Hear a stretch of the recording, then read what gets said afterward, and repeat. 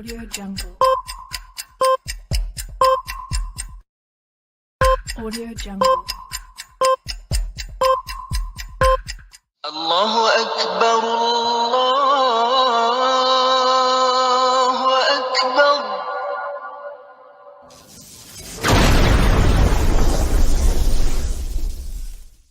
Welcome to Consider Islam. Live with Kenny Bomer, an affiliate and founder of the Consider This TV network. Any views, actions, or comments made by panelists during this broadcast do not necessarily reflect the views or opinions of CTTV network hosts or affiliates. This channel and its affiliates do not claim any right over any of the graphics, images, or songs used in this video that are protected under copyright by other individuals or organizations. All rights are reserved to the respective copyright owners. Under Section 107 of the Copyright Act of 1976, allowance is made for fair use for purposes such as criticism, comment, news reporting, teaching, scholarship, education, and research. Non-profit, educational, or personal use tips the balance in favor of fair use. Fair use is permitted by copyright statute that might otherwise be infringing. The works on this channel are protected under the Digital Millennium Copyright Act, DMCA, of 1998, which amended the existing U.S. copyright law to address important parts of the relationship between copyright and the Internet. Now here is your host, Kenny Bomer.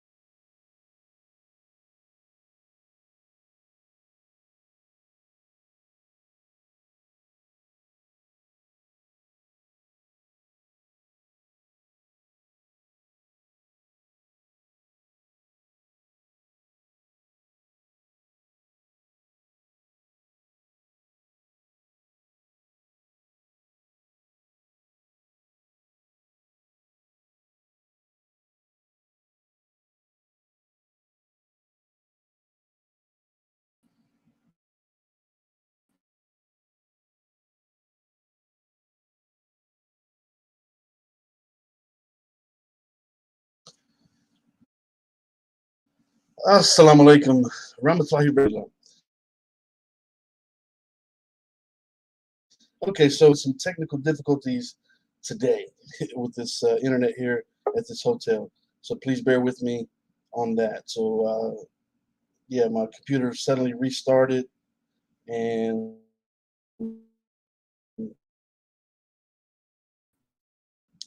not very stable.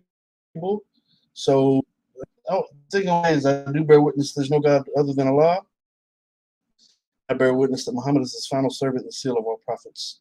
Alhamdulillah Rabbil Alameen. So listen, I'm going to read an article about this transgender individual.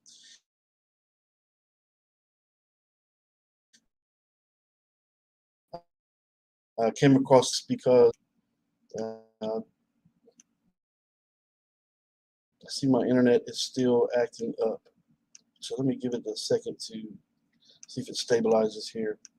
While I do that, while I try to see what's going on with this signal, question is,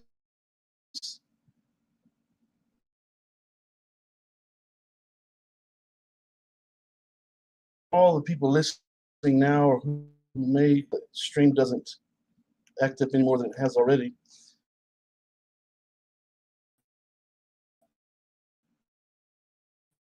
Ask yourself, and if so, would you agree with a man dressing up as a woman, going to a classroom full of young children, reading them biology and so forth, promoting these ideas and confusing the children, which is contrary to the clear design of males and females that our Creator has designed.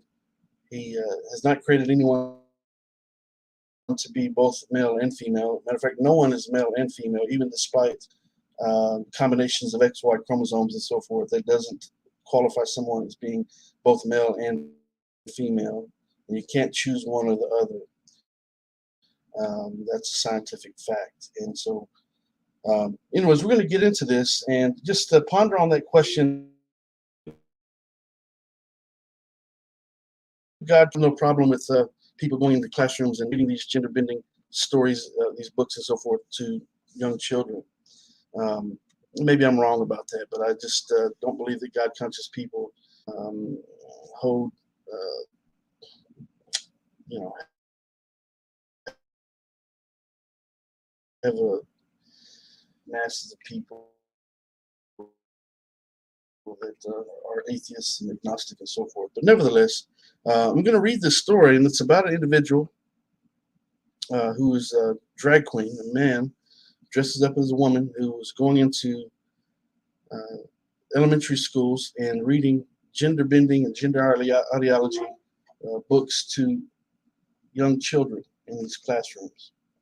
First and foremost, why do they need to be read books about these types of things? They're learned. I mean, we weren't read those types of books when I was young. There was no place for it. There was no need for it, and it's only in current times that we see this happening. And surely it's a sign of the times before the day of judgment. So ponder on that question. Are you a God-conscious person as I read through this article? Inshallah, God willing, as long as my internet holds up here at this hotel. Once again, I do apologize for the lag or the failed connection if I do cut out. I will say that I'm going to be opening up the panel here shortly after I read through this article for people to come on if you'd like to voice your opinion or whatever. I do request that you turn on your camera backstage beforehand. Otherwise, you won't be coming on to the panel. So let's go ahead and proceed. I'm going to read this article, and it says, "Drag queen cornered by protesters after story hour event." It says, let me scroll up a little bit here. It says, Sab Samuel, also known as the drag queen Ida HD, said he has fears for his life after being blocked from driving out of a car parked by COVID truthers, is what he said. This article just came out on the 4th, so today is the 8th, so 4 days ago this article came out. It says Brighton, in Brighton, England. It says the drag queen behind a drag story time tour of the UK children's libraries was ambushed by a group of radical COVID quote-unquote truthers on Thursday. Sab Samuel said he was unintimidated and determined to continue his performances of children's book reading sessions under the drag persona Ida HD in a tour that has attracted controversy. On Thursday, Samuel was blocked from driving out of a car park following a story hour session at Brighton's Jubilee Library. Protesters who subscribe to a bogus sovereign citizen ideology is what they say in this article. This is a pro-transgender website that I'm reading from. But nevertheless, it's the story that I want to talk about. It says, which they mistakenly believed is them above the law, blocked his exit with their vehicles while calling him a pedophile and yelling, why are you grooming children? During the confrontation with the aggressors, filmed and posted to COVID conspiracist channels on Telegram, Samuel's driver repeatedly beeped the horn before a member of the public came out of a nearby building and the protesters eventually retreated. One of the COVID truth activists confronting Samuel was a conspiracist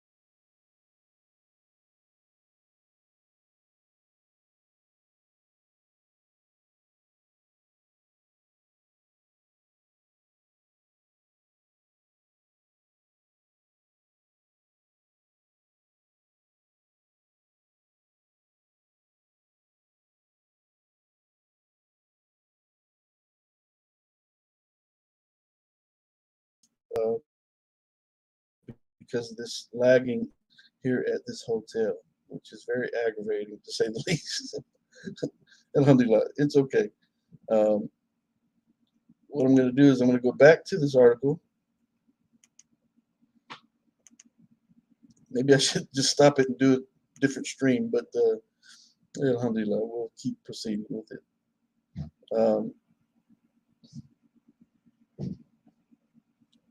Let's do this. Let's do this. So,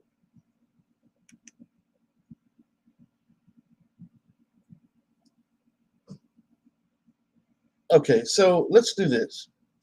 There's some characters backstage. One character right now says for transgender and says that the camera does not work. So I'm going to remove this. I'm going to invite this individual on so we can have a discussion.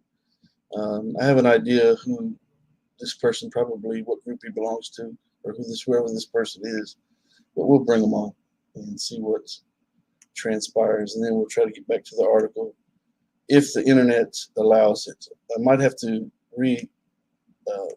ask the hotel here for me to move closer to the office or something, because the internet back here is horrendous.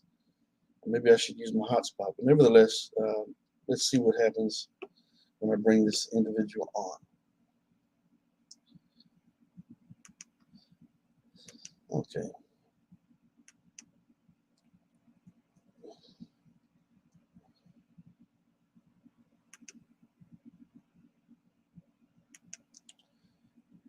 Okay, so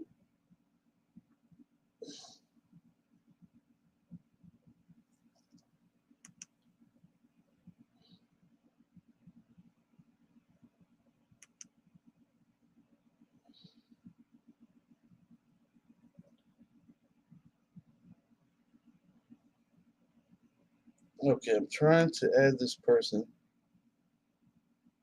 Okay, so welcome to the panel.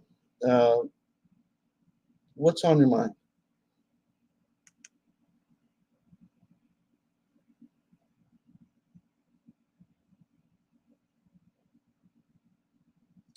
Are you there?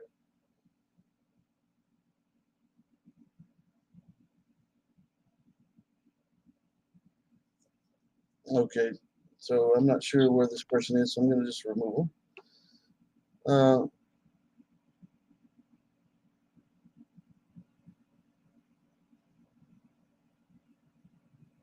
Okay, so let me add him back. So turn your mic on, and what's on your mind?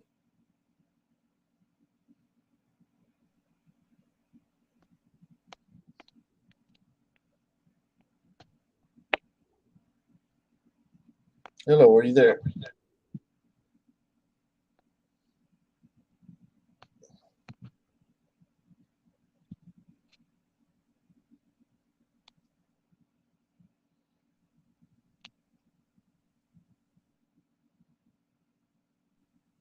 Hello, are you there?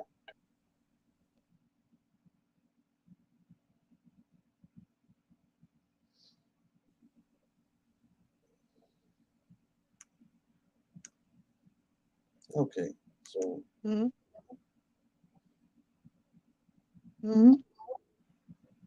yeah, I can hear you. Mm-hmm. Mm-hmm. Pardon me? For trans. I'm for trans. I'm for trans. Trans. I'm for trans. No, What? no. I'm for trans. I'm for trans. So you're here to play games, correct? I'm for trans. I'm supposed to love them. Can you love them?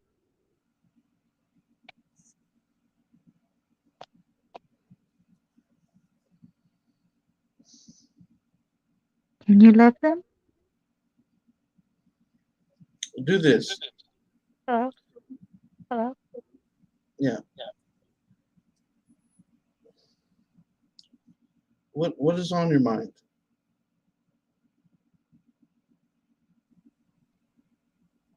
Hello? Hello? Yeah.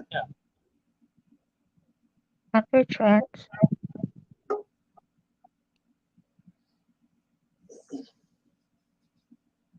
Aren't they trans? I have no clue what you're saying. And for trans? You're for trans? Yes. Walk in love. Okay. What do you mean you're for trans? Do you believe in God? To love them. You love them? You sound like you're talking with a fake voice.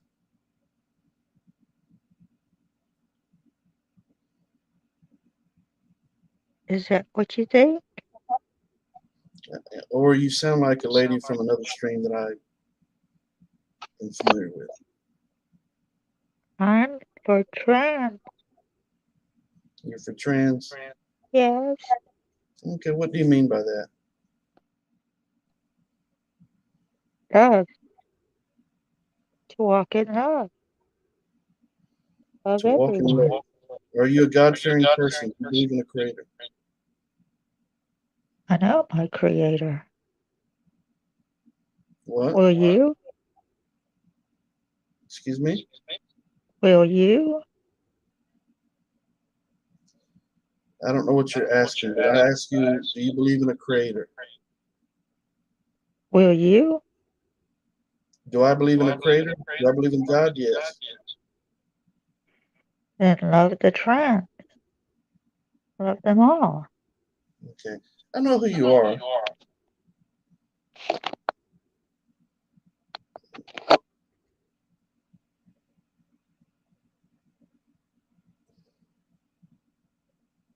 You're not fooling anyone.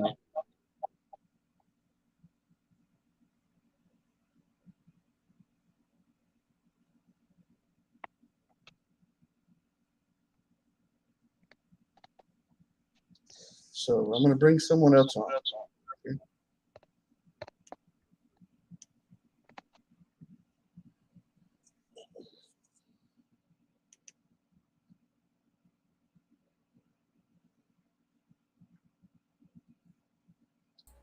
The What's shock up, Kenny? and the awe. It must be quite surprising that I will bring you on. What is on your mind? I don't know. You didn't bring me on the last time on this topic. I was seriously depressed over it. Lost sleep and everything, man. Okay. Oh wait, I got you What coming is on your through. Hold mind? on. That's why we got the echo here. Hold on, let me mute the. Yeah, okay, that's weird. Okay. No, so yeah, so well, dude, what did I tell you? You can go back to your first or second day of Ask Kenny anything, right? And did I not say I'm willing to work with anyone on this topic because it is totally horrible what they are doing? Did I not say that? I did say that. Perfectly willing to. Because what they are doing Yeah, is you said horrendous. that. Okay? So, Yeah. let's work together on this thing. I mean, I think we can. Okay? Because, I have the same concerns as you do, probably even more so. I mean, they're going after children. Have you read the HHS, the Department of Health and Human Services guidelines on what they call transgendered care? Do you think you care more than I do about this issue? Yeah, I see you writing a book, and that's a good thing. I just don't have the time or patience to write a book. Yeah. But have you read Yeah. the Health and Human Services? Okay. Well, it's not unless you just did an update to your book because they just came out like 3 Yeah. weeks ago, 2 weeks So ago. I've done But anyway, extensive research on this topic, and the book is uh, filled with information from various sources. And yeah, so I've spent quite a bit of time and effort putting this book together. That's how important this book is. This topic is to me, because I never would have believed in a million years that I would ever be writing a book about this topic. But when I was in Israel, I was hearing about it so much that I began I've done research in the past on the issue, but I started researching heavily while I was there. And when I got back, I started writing the book, and the book will be out in September. Couple of weeks, September the 5th, God willing, inshallah. I might have to check it out and read it. The only thing I did express to you on Twitter, which was kind of funny, just the title is just kind of, I don't know. It just reads off a little bit, but be that as it may. Well, the title speaks for itself in that people have a right to self-identify. I have no qualms with people having their right to call themselves anything they want to, but I maintain my right as a citizen of the United States, and first and foremost as a Muslim, to disagree with their proclamations. So the title, I think, is quite fitting. Your right to self-identify, my right to disagree. Who is oppressing whom is the subtitle, right? Who's oppressing whom? It's that who is oppressing whom thing. That's all. Anyway, but be that as it may, let's not get into that. Anyway, the department. By the way, do you know who are the first woman 4-star admiral is? I'm not doing this to test your buzz, John. I'm not. Oh, so you don't know Rachel Levine? No. Rachel Levine. Rachel Levine is, you don't know? Okay, cool. Well, you might want to put this in your book. It's very important. Rachel Levine is the first woman 4-star admiral. She quote unquote is also the deputy director of the Health and Human Services Department. Rachel Levine was I am familiar with it. Okay. I didn't write about this individual in my book because I wrote about dozens of others. So you can't. When you write a book, you can't write. It's not a list of encyclopedias. It's a book of limited chapters, and you can only say so much in a book. I understand it, but my point in bringing this up is this person was also the public health director in Pennsylvania before she got her nomination for the undersecretary of the Department of Health and Human Services. Now that's the person, the undersecretary, is the one that actually runs the department. The one at the top, the actual deputy, they're just the face. You know what I mean? They're just the people that go before Congress kind of thing. Okay. Well, anyway, this person also, seriously, they call her the first woman 4-star admiral. Okay. I mean, that is just offensive. Oh, by the way, funny note on this. Her name is Richard. So her name really was Dick. I'm just saying. Okay. Just throw that out there at you. But no, they just published a couple weeks ago, or maybe actually probably a week ago too. They just posted the official guidelines of the federal government on transgender care for youth. Need to read it. It is shocking. So basically what this means, okay, is if your state does not follow the department guidelines of transgender care, your state doesn't get money for health care. Or if say you're a parent and you bring your child to the doctor and the doctor says and the child says, hey, I think I'm a girl today, or whatever, 4 or 5-year-old little kid, whatever. Well, that doctor immediately has to prescribe the Department of Health and Human Services transgender care. And this affects all states, not just California anymore. It's not just Washington. Okay? All right? See, these doctors that I mentioned in the book, these are gender-affirming doctors. I mentioned some of the nations, the world's most prominent gender-affirming doctors, and I also mentioned some who are against the whole ideology of gender-affirming care, who are trying to. Well, they're afraid to speak out against it because if they do speak out against it, they're subject to face lawsuits and lose their practices and be fired from their whatever hospitals they work at and so forth. So so it's not surprising that a transgender person, which I'm very reluctant to call anyone transgender, to be quite honest. I have many reasons that I discussed in the book about that. But it's not surprising that this individual that you mentioned would be head of the Health and Human Services or whatever you mentioned. It's not surprising at all. They're actually pushing that. It's an agenda. It's a political movement. It's a almost like a religious movement in a sense, It is. and It's a cult. it defies the truth of our Creator, and that's my primary reason for writing the book, because it's a defense against falsehood, and so I feel obligated to write about this topic, and I'm still shocked that I wrote a book about this. I think it's very much needed. Well, hopefully, And I do agree. here. So right now we're talking peacefully, and I like to continue to do that because when it boils down to it, if you're a God-fearing person, which I know that you are, God-fearing people need to come together regardless of differences and difference of opinion and regarding religious theology and so forth. We need to come together to fight against this evil together, because the great majority of people in this world are non-religious, and it's going to be more and more complicated and more difficult to fight against this falsehood as time goes on. But what's interesting is that, by example, the UK, they started this gender-affirming care about 10 years prior to the United States. But recently an article came out where they're actually speaking out against the United States and their endorsement of gender-affirming care, because after 10 years they realized that a lot of people began to detransition at that time, and that suicide rates remain the same and actually increased by 19% for people who actually transition. They start wanting to go through the detransition process. And by example, in the UK, there's only one gender-affirming clinic in the entire UK, whereas there's hundreds at this point in the United States.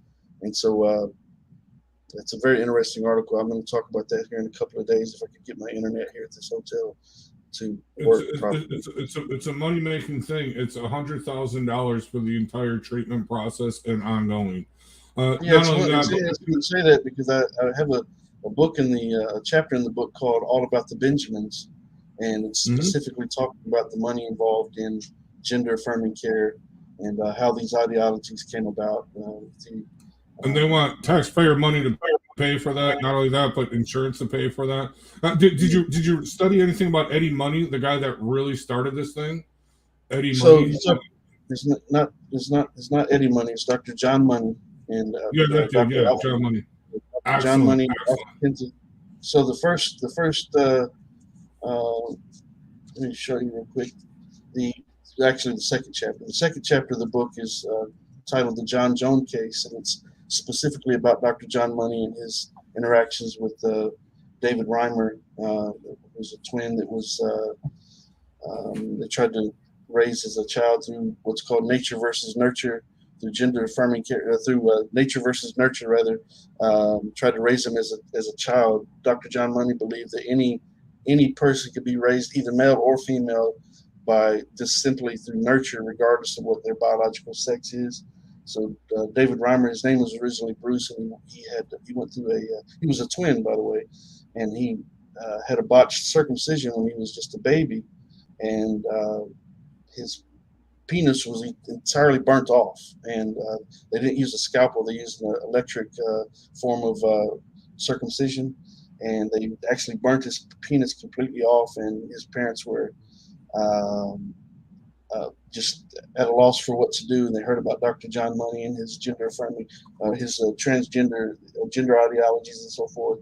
And so they took him to John Money, and they started raising him as a female that he could never be. Obviously, make a long story short, him and his brother wound up committing suicide as adults. Because it was whereas John Money was proclaiming success in the John Jones case, in his articles and so forth, in the medical journals and so forth, he was actually lying. The Reimer twins were falling apart, and both once again they committed suicide as adults. And so, anyways, I talk extensively about Dr. John Money and Alfred Kinsey, the so-called father of the sexual revolution in the United States, and their pedophilic ideologies, and they're pedophiles. There's no doubt about it. They were. Did you? I don't. Dudes, like I said, man, I could have shared with you. There's a video, good YouTube video, of one of the doctors that actually worked at Johns Hopkins with money, and money was a total fraud. I don't know if you've seen that, but money was a total fraud. He was not an endocrinologist. He was not anything, dude. He just kind of blustered his way in there. And even the head of Johns Hopkins University, the one that started all this stuff, he put a stop to it. Johns Hopkins University didn't do this for a while. I think they're doing it now again because of political stuff. Yeah. But no, I'm sorry. They started doing it again about the. I can't remember the man's name right now, but I'll look it up. Johns Hopkins. I'm looking up in the book right now. But yeah, so they stopped it for a while because whereas initially Dr. John Money's ideologies were supported, and he was highly commended for his studies because he was lying in his studies. But once they started realizing that the John Jones case wasn't what he was proclaiming it to be and so forth, and that everything was actually contrary to what he'd been proclaiming, they stopped supporting those ideas, and only recently have they started doing it again. Johns Hopkins University, I talked about that quite a bit. I'll just finish up with this. Dr. Paul McHugh. Yeah. Oh, okay, that's interesting. I'll just finish it up with this. And Kenny, I am 100% serious about this. I know I like to bust your balls and stuff. You know what I mean? Whatever. Okay, but no, on this thing, I am really serious on. Okay, because this is a horrible thing what they are doing. Okay, what they are forcing parents to do to their children. Okay, puberty blockers at the age of 7, then cross-sex hormones at the age of 10 or 11. Then they throw them into actually, there's a YouTube video of Veritas, Lefties of TikTok. I think it's called the Twitter. Highly recommend you subscribe to it. Lefties of TikTok. Okay. What this person does, she just goes on TikTok and she publishes the lefty videos that they publish about themselves. Well, anyway, there was a conference just held in California of these transgender doctors, these specialists, and one dude admitted that the youngest he did, a 12-year-old, removed her breasts. Okay, and the youngest that they did, 16-year-old, removed the testicles. Okay, did what they call the bottom surgery, as you know it. I mean, that is just horrendous. What the hell are you doing, people? This is Dr. Mengele stuff. You know what I mean? And people are willingly sending their kids so they can say, oh, but I'm a good mother. I care about my child. I'm giving them the health care they need. And they're being lied to. And these are horrible people. I'm just saying, I'm sorry, parent. Any parent that does this to their child, you're an abuser. You're not a loving parent. Yeah. Anyway, I'll leave it there. I know you said because come up. Go ahead. I'm sorry. Go ahead. Yeah, no, I was going to say I wanted to just read something just from the book, the first chapter called Transgenderism, where I'm basically breaking it down and explaining to people what transgenderism is and where it came from and so forth. But the doctor that you mentioned is Dr. Paul McHugh. And so I say in the book, I asked the question, how can sex be reassigned when it was never assigned in the first place? In 1979, Dr. Paul McHugh, distinguished service professor of psychiatry at the Johns Hopkins University School of Medicine, ended sex reassignment procedures at the prestigious university. JHU is the birthplace of gender ideologies developed by Dr. John Money, but studies by the university itself have proven them to be false. However, in 2017, JHU started offering those services again, not because of some newfound evidence in science, but as a result of the aggressive campaign to promote transgender ideologies backed by the Biden administration initially. Many other universities have since followed suit. One last paragraph, just a short paragraph. Even as early as 2007, Boston's Children's Hospital became the first major program in the United States to focus on children and adolescents affected by gender dysphoria, as they proudly mention on their website. And by 2017, the number of pediatric clinics dealing with gender dysphoria jumped to 45 or more. Now there are hundreds, even despite numerous studies that show 80 to 95% of children affected by gender dysphoria naturally grow out of it by the time they hit puberty, if allowed to develop naturally. Those statistics are usually ignored by transgender influencers who claim that unless those children are placed on puberty blockers and cross-sex hormones, they will wind up committing suicide. And the thing is that the suicide rates remain the same and actually increase for people who go through the transition. They increase by 19% percent. And so this is a very serious issue. They're attacking the children. They're actually targeting the children. They're taking women's rights in the process. And again, I asked the question at the beginning of the show, even though I had the technical issues that I was having, but I asked people to ponder and reflect and think and ask yourself, are you a God-fearing person? If we're God-fearing people, then we are obligated. We can't just sit by and let this type of thing just continue without standing up and saying, no, we're not going to have this. And I'm not saying harm anyone. I'm not saying assault anyone. I'm not saying do anything cruel or mock these people or whatever. But we simply don't have to agree with the proclamation that they make that a man could be a woman or a woman could be a man. They could be both. They could be neither. They can be a whole slew of things just because they say or think it or feel it. We don't have to settle for that. We're not obligated to go along with these ideologies just simply because they're trying to pressure the world into doing so. If you're a God-fearing person, we should be the ones on the front line saying, no, I'm not going to do that. I'm not trying to harm anyone. I'm not trying to hurt anyone's feelings, but I'm not going to do that for the sake of my Creator. Because if we did, let's say I come across a man dressed as a woman and he's insisting that I call him Sheila, and I start calling him Sheila just to appease him and make him feel better about himself, then I'm really placing him in front of my Creator if I did so, in my opinion, because the truth of the matter is my God, my Creator, made him the biological man that he will forever be. And if I start calling him Susie or Susan or Shelly or Michelle just because he wants me to, then I'm denying the very truth of my Creator. And I'm actually committing, in Islam, you should be familiar with the term shirk, and actually associating partners with God, because that's saying that the human being has the ability to determine their own, what they are, despite what the Creator created them to be. And that's a huge problem. It's only going to get worse if we don't come together and speak out against it. And sometimes we have to be willing to say, okay, yeah, we disagree about some things, but if you're a God-fearing person or a group of people, I'm a God-fearing person, and I belong to this group of people, and we believe that there's a Creator who created each and every one of us to be perfect, even if someone is born with a physical defect or a deformity. God created that person with that deformity for a reason, and it's a test to mankind. And if you believe that, if you believe in a Creator, we should be willing to say, you know what, I believe that our God, our Creator, made us all perfect, exactly how He intended each individual to be, and we should be fighting for that and fighting, for that cause, and set aside differences and come together and fight these. It's the devil, man. It's Satan himself trying to lead people astray.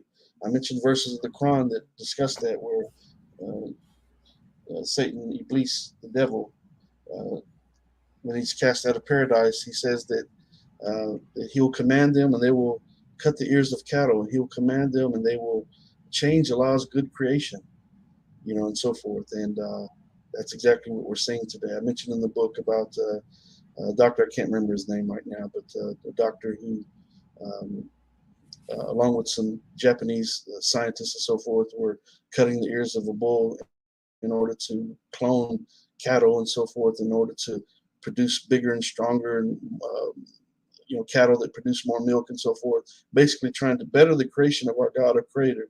So the Quran mentions that, and then also obviously Iblis says to Allah that I will command them and they will change Allah's creation. And here we are in 2022, and people are mutilating themselves, trying to make themselves a better them, despite what our God created them to be, instead of just saying, I accept, if we can accept these people for who they are, regardless of what their biology is and so forth, we can accept them. They don't have to mutilate themselves to be accepted, but they somehow feel that that's going to get them the happiness that they seek. It's just the devil, telling them lies, is what it boils down to. So Yeah, so we got to come together and fight against this nonsense, in my opinion. Are y'all there? Can you hear me? Can I ask a question? Sure. Hi, Issa. How are you? Welcome to Hey, assalamu alaikum. How are you? My question that I wanted to ask is, do you think that there is a place for people who may not be non-binary and a place for gender affirming space within faith? Do you think that's a possibility? Like, do you think that religiously, because even you could say, like, in the Islamic sources, there's an identification of the third gender as well. And in Iran, they do gender reassignment surgery. So do you think that there is a space to affirm different identifications if it's not being imposed? Like, how do you feel about that?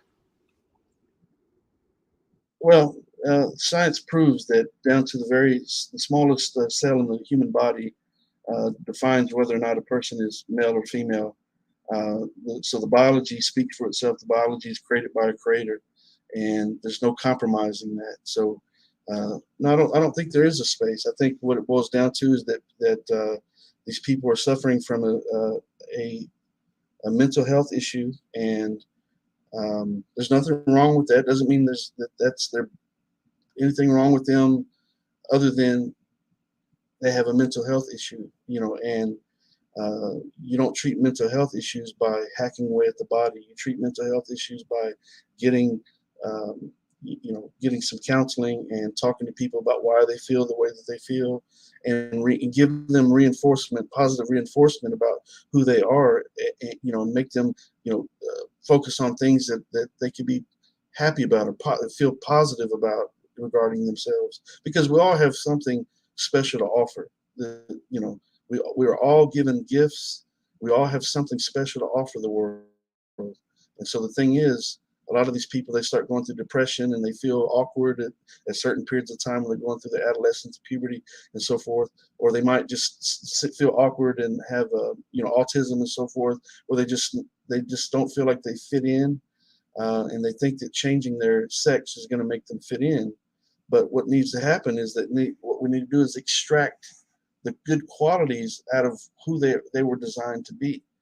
So if a young man, by example, thinks that he's a female, we need to find ways to talk to him and extract the good qualities of his maleness, and reinforce that and give him a positive, um, outlook towards who he actually truly is, instead of this fantasy about who he could be. This verse that I mentioned, I'll summarize with this verse that I mentioned a second ago in Surah Nisa, chapter 4, verses 119 through 120. And this is when Satan was cast out of paradise by Allah. And it says, "Cursed by Allah, Satan said, and surely I will lead them astray, and surely I will arouse desires in them, and surely I will command them, and they will cut the ears of cattle, and surely I will command them, and they will change Allah's creation. Whoever chooses Satan for a guardian instead of Allah is verily a loser and has suffered a tremendous loss. Satan only makes them false promises and deludes them with empty hopes. Truly, Satan promises them nothing but delusion." I'll summarize by saying that, when they feel down about themselves, they feel awkward, they feel like they don't fit in for whatever reason, they are, being duped by Satan, who's in the world, obviously the shaitan that are in the world, that are telling these people, these young people, and people of all ages for that matter, telling them that if they would change their sex, or obviously they can't do that, but if they could be the opposite sex, they would be happy. And that's a delusion. That's a false hope and a false promise. And this is exactly what Allah is saying that Satan would tell mankind. They would delude them with false hopes and false promises. And he's offering them nothing but delusion, because what the statistics prove, that, as we mentioned earlier, that they go through this transition, and so-called transition, they don't actually change into anything different. Their biology remains the same, but they go through this process and they hack away at their bodies and mutilate themselves, and and so forth, through this chemical costuming and all that, and they realize that they're not happy. As a matter of fact, a lot of times they're even more unhappy because they're going against the grain of what they really know down deep that they really are. Bruce Jenner, by example, he knows that he's a man. He knows down deep that he's a man. He can call himself Caitlyn all he wants to, but down deep he knows that he's a man. And he may be one that slides through. I don't know what his mental state is. It's not my business, but the statistics prove that these people do continue to commit suicide, or at least attempt or think or ponder about suicide. And the people who do actually transition are 19 times more likely to commit suicide. And that's what the statistics prove. So obviously Satan is promising them nothing but false hopes and delusions. If I could just chime in here real quick on this. So no, you mentioned Bruce Jenner. Actually, have you seen? Well, first of all, have you seen the documentary by Matt Walsh? Have you seen that? I haven't seen it. I haven't seen it. Is it really that good? No, because I haven't seen it. I've just seen clips. No, you should see it, because what you're going to see is that the so-called experts that he speaks to, they're bamboozled by a simple question. They don't want to answer. Right. Matter of fact, they're offended. Right. You're not supposed to ask the question. As a matter of fact, they don't want you to even bring it up. And so it's that documentary. I encourage everyone to watch it, because it's quite telling. So what is a woman? I gotta join that group. It's expensive, but anyway, no. I just wanted to join in on this real quick. The whole thing, you mentioned Bruce Jenner and others. They will actually, Bruce Jenner will say, "I am a man. I could never be a woman." He's actually said this. Okay, he said he just does this because it makes him feel comfortable or whatever. It's just kind of what he wants to do. It's an old man. I'm bored with everything. I have all kinds of wealth and everything, so I'm going to do this. I don't know why you would do this, but okay. You know what I mean? I have no problem with that person doing that. I would still say it's wrong. I would still sit there, yeah, you're going to hell, but you are. But that's beside the point. But hey, if that's what you want to do, that's fine. That's on you. Don't come in the, you know what I mean?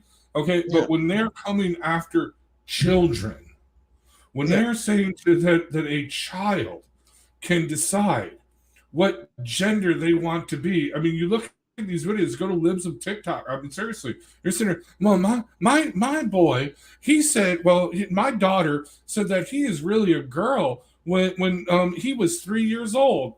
What are you talking about? Yeah. How can you make that decision?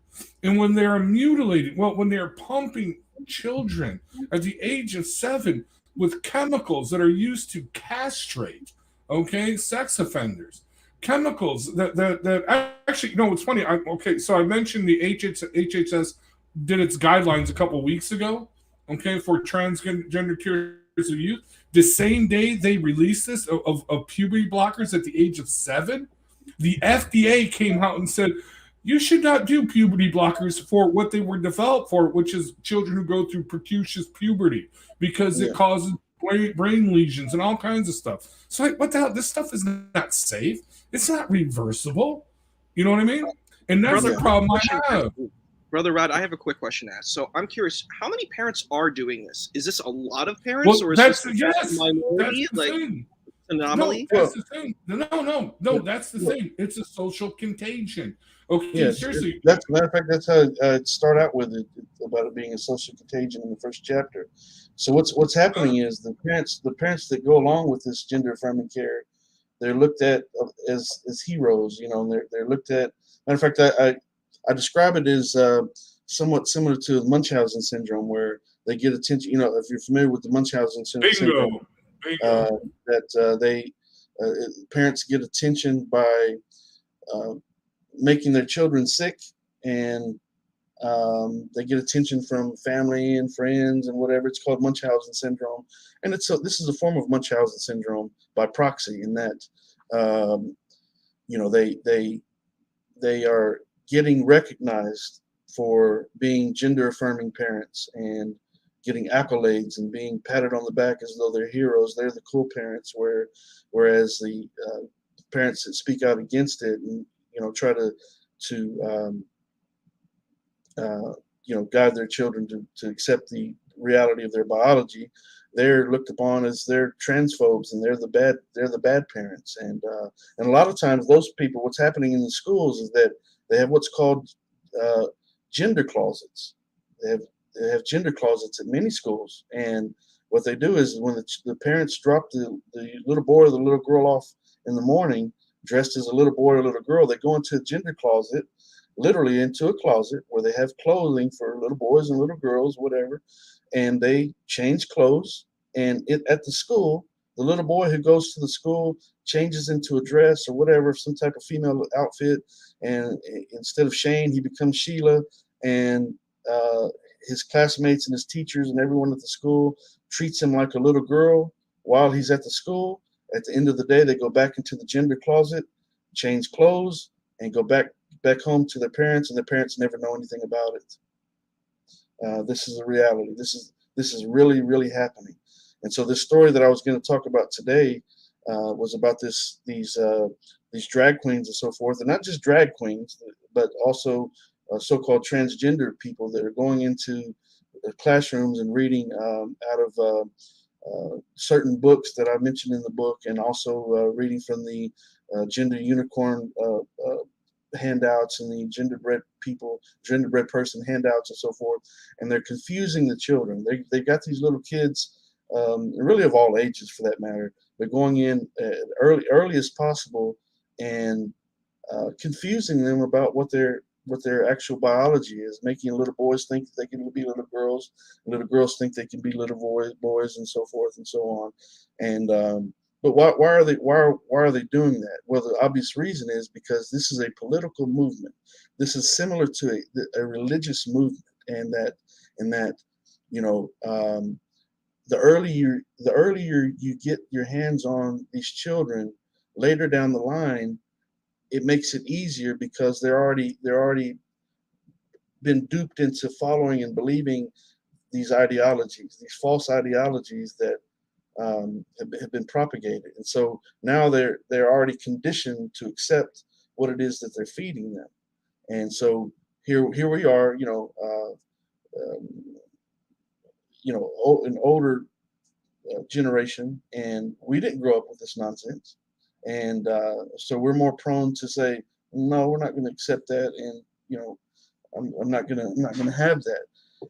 But kids are very impressionable, and when you have everyone at the school, claiming that they're transgender, then they want to be part of the group, and they start calling themselves transgender, and and so forth. And it's a contagion. It's literally a contagion spreading like a disease, and it's something that's very serious. Do you have in your book, okay, the thing that happened in England? It was just recent, probably about a year and a half ago. This is why England is stopping this, because there was this school where all of a sudden they introduced this transgender boy, in other words, a girl that was a boy. And then all of a sudden they had like 70% of the female of the class, they all of a sudden identified as transgender. Okay. Yeah. They all of a sudden want to be boys. No, that's actually what caused them to say, wait a second, what's going on here? But I did want to mention one thing. Can you mention us of our generation? We didn't go through this. Issa, you've all heard of this. Well, you've all probably read it, seen it, whatever. The King Has No Clothes. You know what I'm talking about? The play The King Has No Clothes. The Emperor Has No Clothes. Yeah. In the 1970s, early mid 1970s, my dad took me to see The King Has No Clothes. It's a great play, right? Well, anyway, at the end, as you know, the dude walks out in his underwear if it's a PG rated thing. And and then somebody else in the crowd, he has no clothes on, and everybody erupts and laughs, right? Okay. Well, my dad took me to see that. So I was in kindergarten or first grade at the time. And they were asked, oh, so what did you do this weekend? I said, my dad took me to a play where I saw a naked man or something like that. I don't remember saying that. The child just, you know what I mean? The cops were called, basically. And they questioned my parents. They questioned everybody. So we've gone from that, okay, where you go see a great play, okay, The King Has No Clothes, that teaches you, do not sit there and say, just go along with things that people are saying, okay, to now, okay, where they are telling children, well, we're going to take you to this trans stripper event, but you can't tell your parents. Teachers are doing this, okay? This is well documented. Yeah. How did we get there? You know what I mean? Something went Yeah. horribly wrong. And it's not just the United States of America, it's Europe. Well, Europe is starting to back away from it, but it's pretty much all over the place, okay? Yeah. And I don't, well, Kenny, I don't know if you're aware of this, but back in the 2000s, early 2000s, the biggest place for sex change surgery wasn't Thailand, it was Iran. You flew in Steve, you flew out Eve the next day. They didn't care, okay? They actually the Shias, they actually considered a cure for homosexuality. There's a good documentary on it on Al Jazeera on the whole concept. But this is back in 2004, 2005, so I don't know if they're still doing it. But no, what is happening is a total flip side. And like Kenny said, this is Munchausen syndrome. This is okay. So first of all, you got these kids, okay, and I'm not talking the little ones, babies, but you got these preteens or even teenage girls. Oh, by the way, Michael Knowles. I don't know if you follow Michael Knowles, Kenny, or Issa. Michael Knowles, also from the Daily Wire, the same organization that did What Is a Woman. Michael Knowles has a great interview with one of the girls who is detransitioning. Okay, and she actually had her breast removed. She's like, and she went through the testosterone treatment, which, by the way, you can go to Planned Parenthood. They're handing that stuff out like candy. Okay. Anyway, but point is this: she's going through she's detransitioning, going back to being a beautiful young woman again. But no, she's like, no, you go on social media, you go on TikTok, you go on Instagram. And you're like, you're a teenager, you're 12, 13, 14 years old, and you're going through all kinds of problems or whatever. You're not adjusting well to your body. Your friends are different. Everything's different. And they groom you. They say, well, how are you feeling? For instance, she actually says, well, I said I don't like the sound of my own voice. Who likes the sound of their own voice? Nobody. Okay. Well, clearly you don't like the sound of your own voice. That's clear. That clearly means you're trans. And every time she goes little step by step, okay, well, I think I'm trans in this way. All of a sudden, all the likes, all the Kool-Aids, and they get the likes, and they get the no. Seriously, it is a euphoria rush. You know what I mean? Yeah. Okay. Yeah. I mentioned that feedback loop. Yeah. Yeah. And then So we got the parents, like you said. Do you mind if I just ask a quick question? So, like, what do you think about intersex? Like, for example, people who have different kinds of actual biological differences within. Like, for example, fetuses can be androgen resistant, and they can have an XY chromosome and a testicle, but they never can get their period and grow breasts, for example. Or a fetus can will remain feminine unless it receives the hormone of androgens. What do we feel about that? Like, and my second question I wanted to ask, I know it's a little bit different. If you disagree with these type of situations, should people be punished? Should they be put in jail? Like, what happens because people want to get sexual reassignment, treatment? Like, what do you think about those things? I'll answer that here in a second, but let me mention Michael Knowles here briefly. I mentioned Michael Knowles in a chapter of the book called The Genderbread Person. And I say that according to Michael Knowles, host of the Daily Wire, in a speech given at Boston University titled Teach the ABCs, Not the LGBTs, he said liberal educators and politicians from the local level all the way up to the White House are indoctrinating extremely young kids into radical sexual ideologies. That is why they're fighting parental education rights in states like Florida, where a kindergarten teacher appeared on MSNBC to complain that he could no longer tell his 5-year-old students about his date night with his boyfriend. And so I asked the question, why do 5-year-old students need to hear about their teacher's homosexual date night?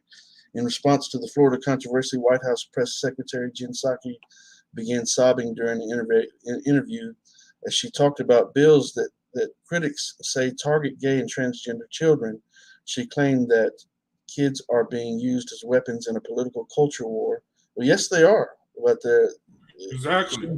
they are being used. But she's trying to flip it to where the people who are actually targeting the children are looked at as though they're the innocent ones, where they're actually the ones that are guilty.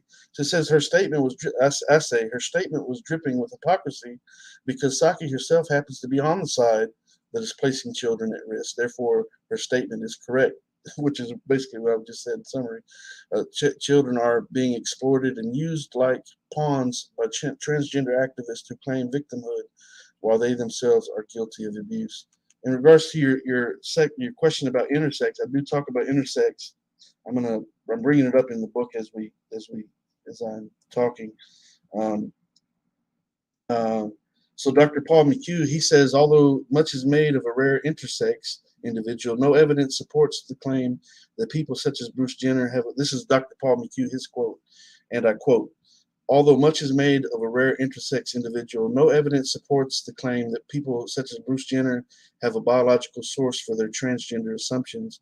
Plenty of evidence demonstrates that with him and most others, transgender is a psychological rather than biological matter. But I say a lot more about intersex. Let me go to something else. Okay, so I say back in 2008, let me tell you what chapter this is in the book. Bear with me one second. This is a chapter called the trans influencers. So I say that back in 2018, 2% of high school students claim to be transgender. That is a rate of 2 out of every 100 people, which is an enormous increase over the 0.1% of the population who have suffered from gender dysphoria historically. Approximately 1 out of every 10,000 people is what the stat is. The latest statistics show that the numbers have increased and that 6 out of every 1,000 people identify as transgender, and as many as 1 in 100 people are intersex. Intersex, formerly known as hermaphrodism, now considered a stigmatizing and insensitive term, hermaphrodism, describes people who are affected by as many as 30 differences in hormonal and genetic levels of in utero. However, it is important to specify that while some intersex people might identify as trans, not all are trans, and not all trans people are intersex. This condition only affects 1% of people who feel their gender ideology and biological sex are misaligned. Trans influencers routinely use intersex conditions to argue that biological sex lies on a spectrum. They say sex is non-binary because there are circumstances where a male can have an extra X chromosome inherited from either his mother or father, which is recognized as Klinefelter syndrome.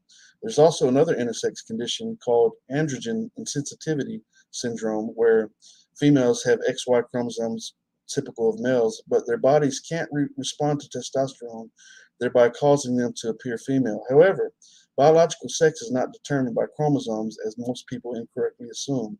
Sex is determined by gametes, which are made up of chromosomes.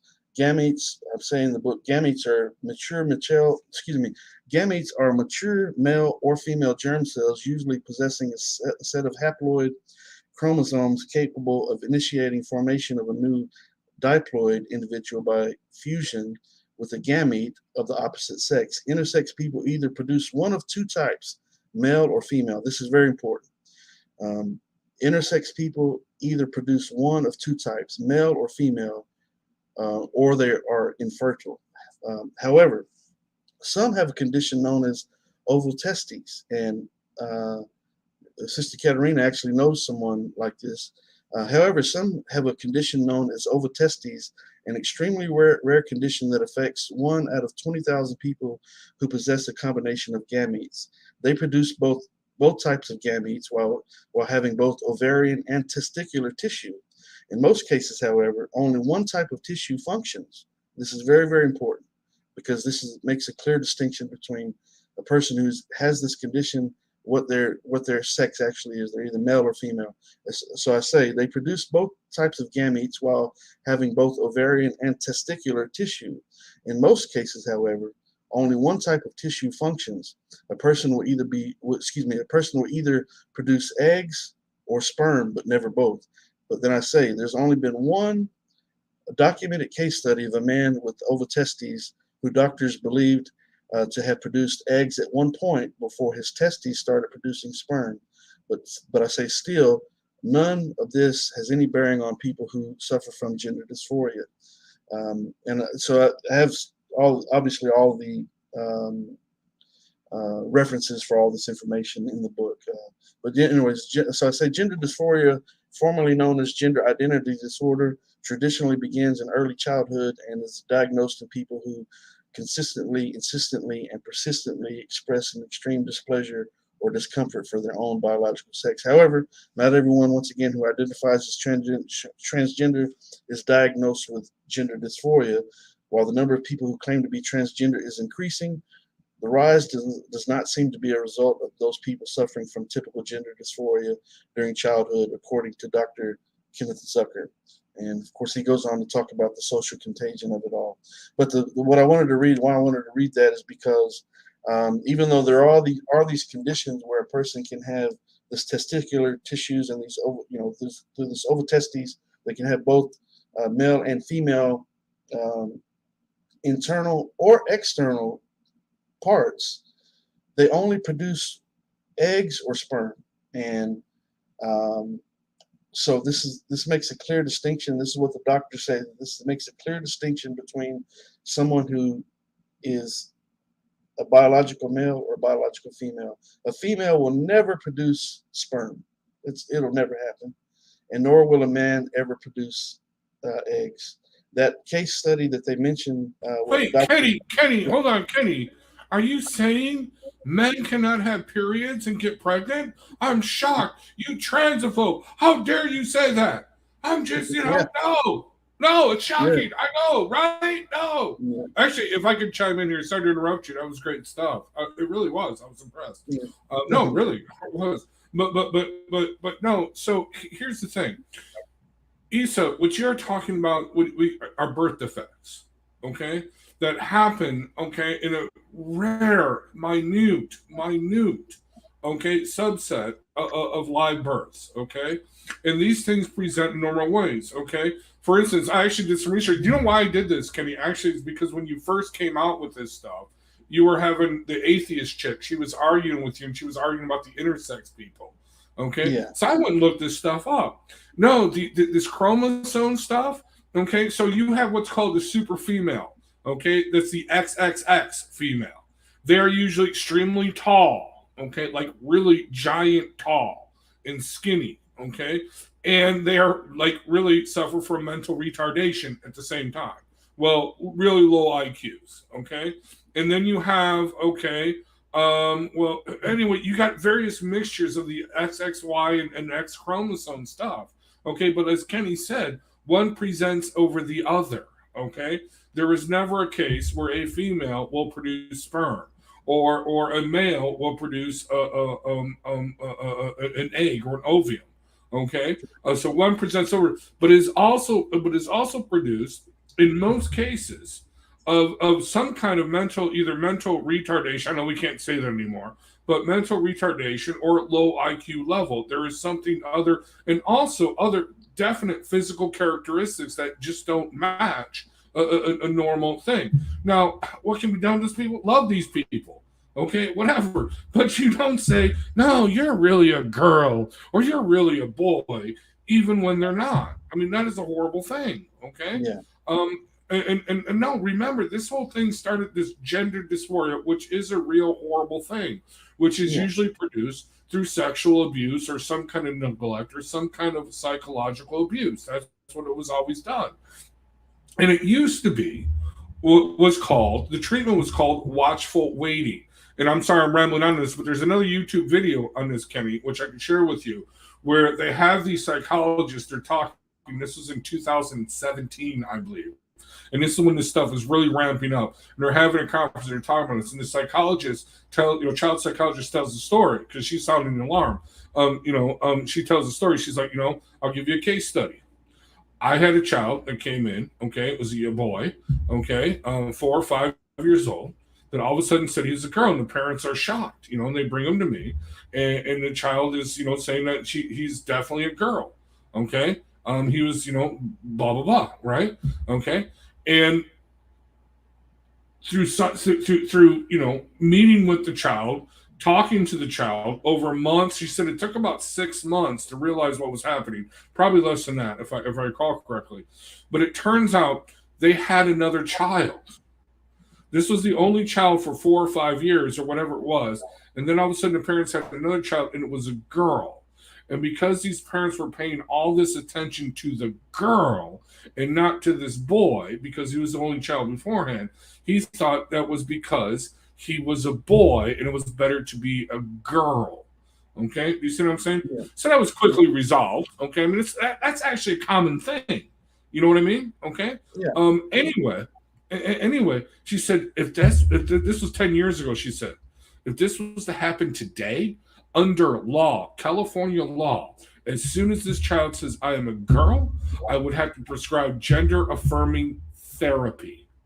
Okay, under law. Otherwise, she loses her license. Okay, she could be sued for malpractice. So Yeah. gender affirming therapy, they have to tell the parents, okay, you have to accept your child's new identity or new gender. You have to sit there and buy girls' clothes and girl things, okay? And Which if you don't, is, they'll take the child from the parents. yeah, they'll This, take the, the watch, in the, wa- the California, watchful waiting, Washington, yeah, the yeah. watchful waiting idea is actually condemned under these transgender Mhm. ideologies. They condemn that. They say that if you go through this watchful waiting process, that you are actually putting the children at risk of committing suicide, and it's basically Yeah, just a scare exactly. tactic. Obviously, parents don't want to lose their children, but instead of basically feed them a lie instead of tell them the truth and go, as I mentioned earlier, about giving positive reinforcement. You know, I grew up in a youth home, and I grew up with children who were battered and abused, and who were sexually assaulted and were abandoned and so forth. As I was, me and my brother were abandoned. But you know, so we experience a wide range of different issues. But the thing is, what you have to do in those situations is extract the good and give positive reinforcement for who these kids are. Let them realize that it's not their fault and so forth, and you know, make them feel confident about who they actually are, instead of, you know, feeding them lies and deceptions about who they could be if they chop their bodies up and go on these puberty blockers and all this nonsense. So that's what the solution is. It's a mental health issue, and it should be treated that way. It should be treated through therapy and through counseling and through you know, positive reinforcement about who you actually are. Be proud of who you are. And I asked the question in the book, you know, if I can accept a human being for who they are, who their biology says that they are, while they can't, should I be forced to agree with them just because they can't accept themselves for who they actually are? Or I think, because that, to me, that's endorsing the lie that they're telling themselves, instead of, you know, saying, hey, look, I realize that you think that you're something other than you are, but listen, look at the qualities that you have. You know, what are the good things and good aspects about your personality and good things that you have to offer the world, so that they could actually be proud of who they actually are, and through this positive reinforcement and so forth. But I want to answer just one question that Isa had asked about what to do with these types of people. That's the answer. Get them counseling.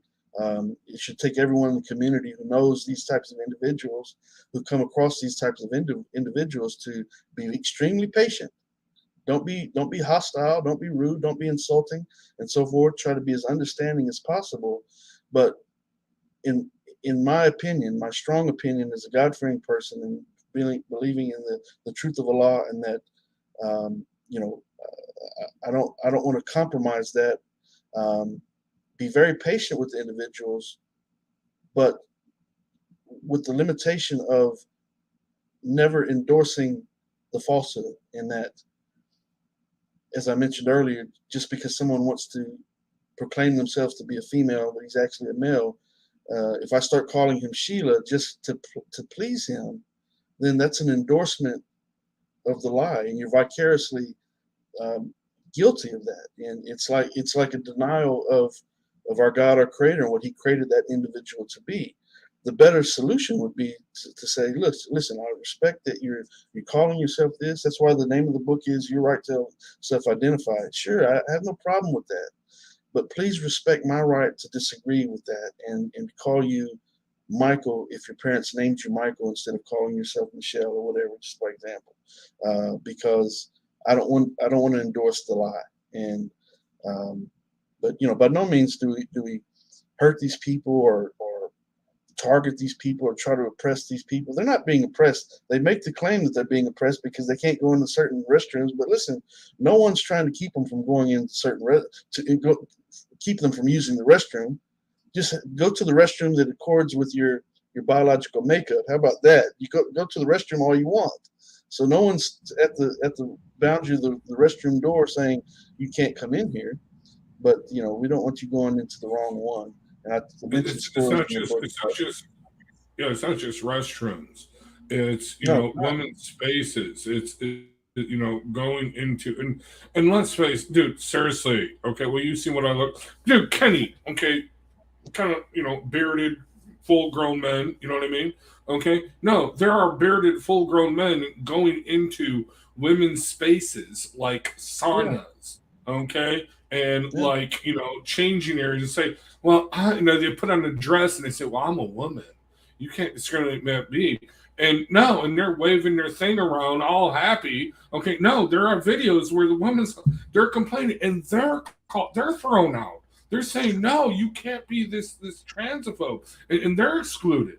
You know what I mean? Yeah. Oh, by the way, Kenny, have you ever watched Posey Parker, YouTube channel, Posey Parker?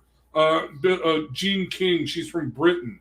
She started the whole definition of woman. Woman is adult, human, female. I'll send you the link to her. She's got some great stuff.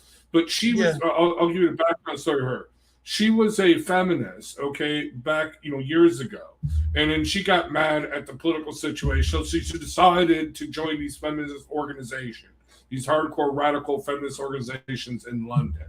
And she shows up and they're at the meetings, blah, blah, blah. And she notices over a couple months, all of a sudden there's clearly men dressed as women joining these feminist meetings. She's like, that's odd, in a British voice, that's odd, but I didn't think nothing of it. And then all of a sudden they got elected to the board and actually one of them became the president. And she's like, hold up a second. You're a dude in a women's organization. They threw her out. They threw her out of the women's feminist organization, threw her out. Not only that, but then she's like, okay, fine. I'm going to get a billboard. I'm going to post it right across the street, from this organization's meeting quarter. And it was the definition of woman, adult, human, female. The cops were called. She got arrested. Yeah, they don't want you. They don't want you to ask that question. They're very offended by it. Exactly. I'm curious about identification. So, like Imam Bomer, you were saying a point about that you wouldn't want to call someone Michael if their parents named the child that. Well, what about if the parents named the child Michael, I would call the child Michael instead of not Michelle. I completely understand, but what I'm asking is what happens like if a person embraces another religion, for example, and they might take on a name like, if they became a person who followed Vedic thought, they said, oh, okay, my name is now Lakshmi. My name's not Michelle anymore, but it's Lakshmi. Or I'm a Muslim, my name was George, but now I'm Abdullah. How do you, if these people, people want to identify as a new name, isn't that okay? Like when we look at different faiths, people take on different names. What about if a person is taking on a different gender identity? Isn't that okay? That's a great question. But the thing is, like, as far as in Islam, when Muslims take on different names, they are names that are representative of, obviously, my Muslim name is Mujahid, which means one who strives in the cause of Allah, and so that's an honorable name to take, and it doesn't defy the truth. So if a person is named Michael, he starts calling himself Michelle, and he's propagating the idea that he's actually a female, then he's actually propagating a lie. Me calling myself Mujahid was a name given to me by my partner that used to be in the music business that was there when I did the Shahada when I was all those years ago. He said it was fitting of my character, and so it was a name that that's been with me ever since, even during my time in the music business when I wasn't the best of Muslims during that period of time, could have done far better than I did during that period of time. But nevertheless, as far as Muslims are concerned, and accepting a Muslim name, the Muslim name is a means to it's a testimony of faith about who you actually are as an individual, and usually these types of names are names that are honoring Allah and so forth. So again, it's not defying truth. A man calling himself by a female name is a propagation of a lie and a falsehood, and it's a big difference there. But listen, that's why the name of the book is Your Right to Self-Identify. So I'm not saying you can't do that. It's not my business when it boils down to it. Call yourself whatever you want to, but please don't ask me to call you Michelle because you think that you're a woman that you'll never be. And I say that as politely as possible. Matter of fact, I was at a store recently, a couple of months ago, and there was a man dressed as a woman that was working there at the store, and there was an exchange of change with a man that was in line, and the man just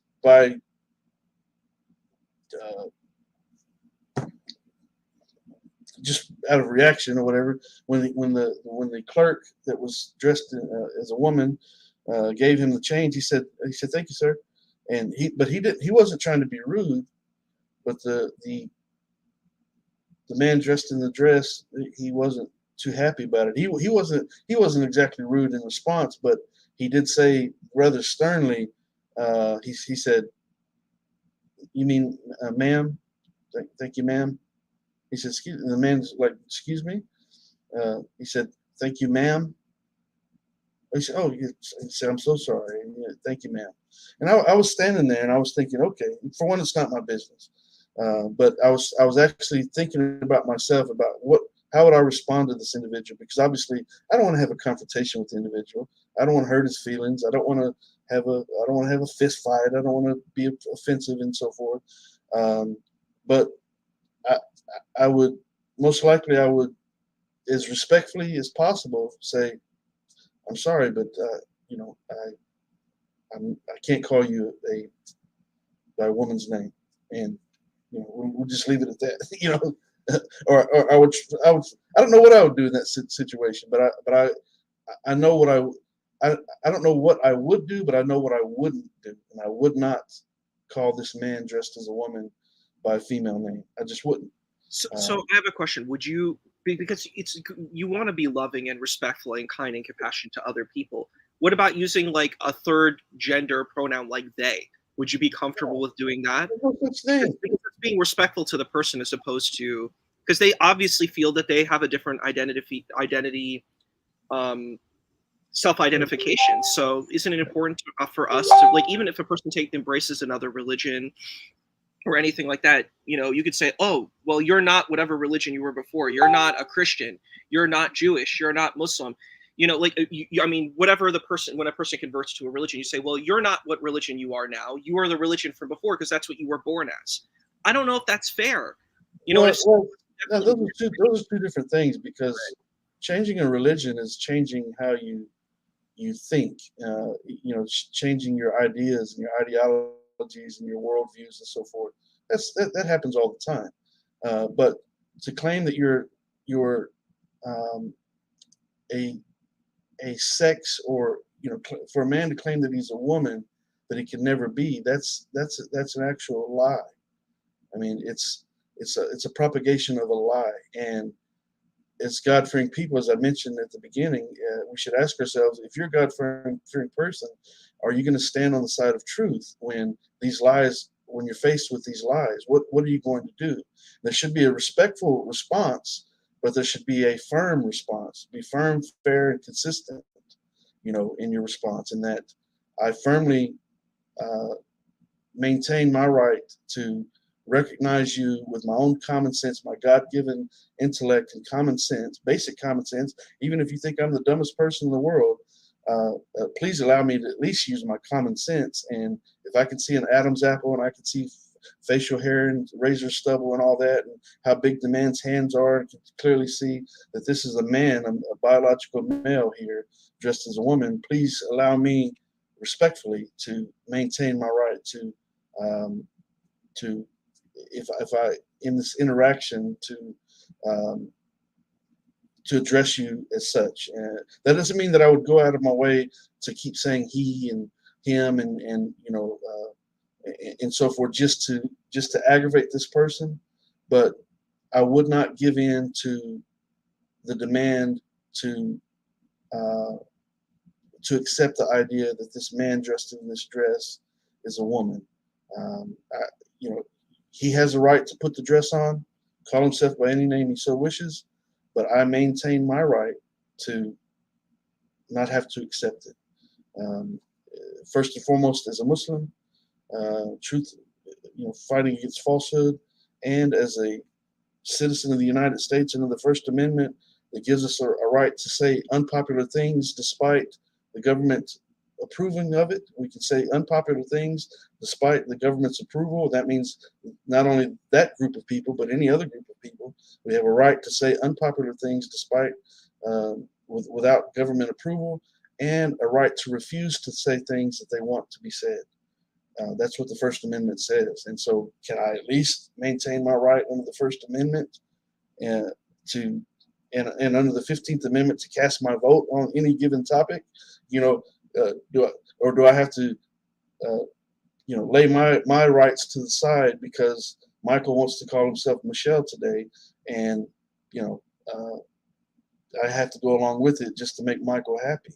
Well, what about my creator? I mean, this man is in front of me in this dress. He's obviously got male anatomy underneath that dress there, unless he's got it chopped off.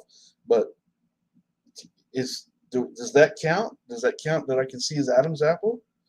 And I see the razor stubble on his face. I mean, the man that I'm talking about literally had facial hair. He's standing there in a dress, insisting that this other customer call him a female, or call him ma'am at least, with razor stubble on his face. I mean, come on. It's like, do my rights count? So your right to self-identify, my right to disagree. Who's oppressing whom if I don't go along with your lie and your delusion? Am I really oppressing you? Or are you not oppressing me in my right to look at you as the biological man that you are and refer to you as the biological man that you are? If I have to set my right to the side, now my rights have been oppressed. So who's oppressing whom in this situation? Am I really oppressing you? And the question is, if you're a God-fearing person, who is on the side of actual truth? The biology says, the science says, even if you're not a God-fearing person, the science says to the very smallest cell in the human body, they can put it under a microscope and tell if this person's a male or a female. It's clear. There's no guessing involved in it. And so who's on the side of truth in that situation? Or would it compromise the truth just to make this individual happy? I don't think so. I'll never do that. I'll never do that. And again, I don't have any problems with these people. I'm not trying to oppress these people, but I'm not going to allow them to oppress me either. If I could just chime in on that thing, Issa, you bring up a very interesting point. I actually side on with Kenny on this. Except, well, I will say this: there is a difference. Like, okay, no, this is real world scenario for me. Okay, because I work with a lot of people from various companies, various cultures, and various places around the world. Okay, and especially in my communication in email and communication in various other forms. So I've been busted for misgendering someone.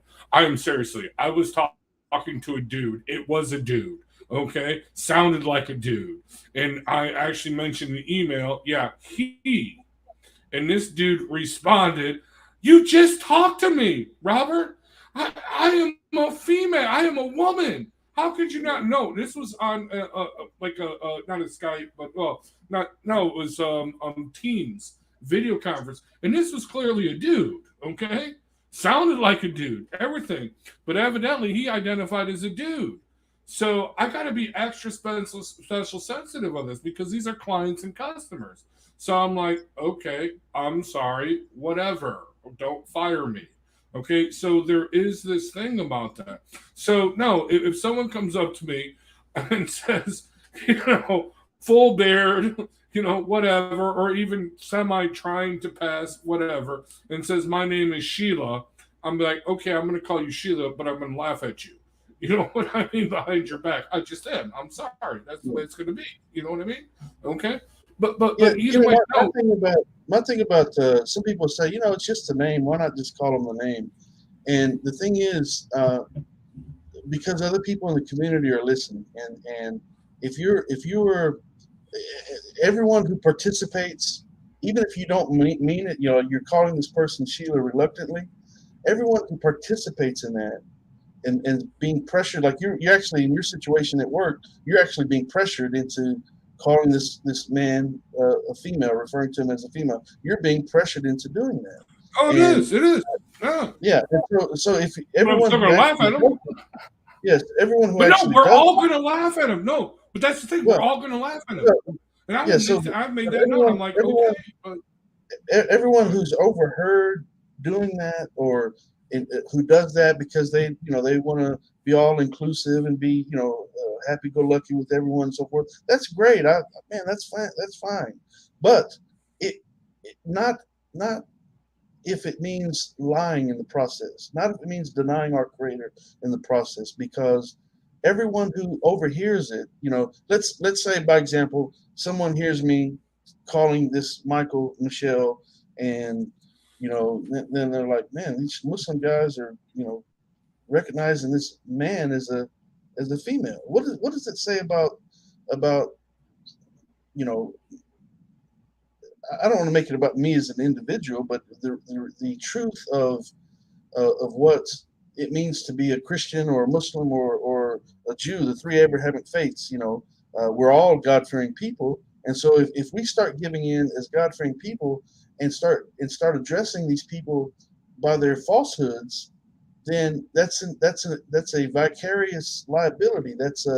You're vicariously committing a wrong there. You're actually participating in gender charades and a lie. You're playing make-believe along with the person who instigated the game of make-believe.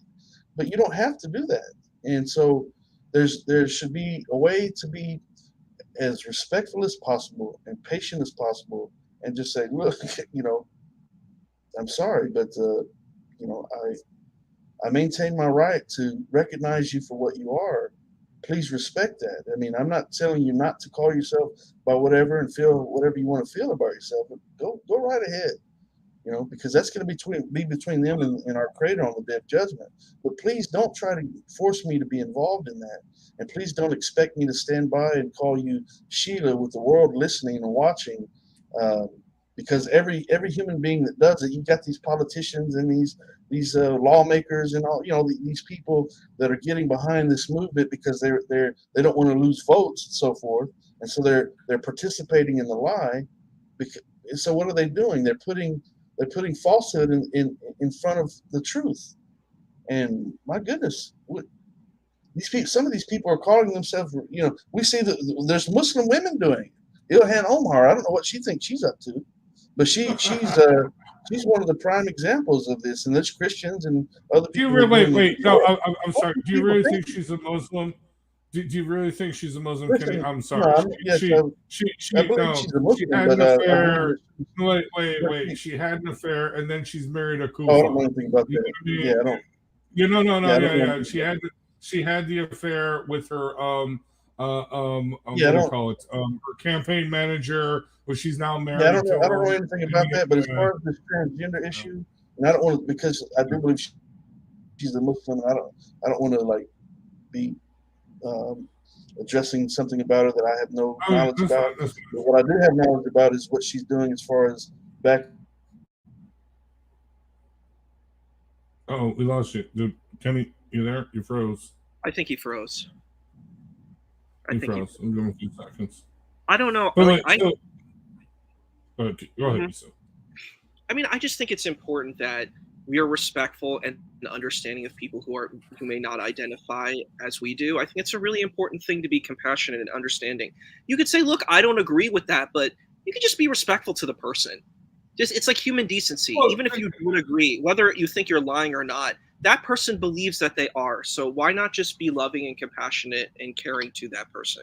That's all I'm asking. Well, I agree with that. And that's why I said to this person, I said, okay, I'm sorry, I didn't know. I will call you, I mean, seriously. Someone comes up to me and says, my name's Billy, and I don't, but their name's really Robert. You know what I mean? Are you going to say, oh, but your name's really Billy? You know what I mean? Okay, fine. I'll call you whatever you want.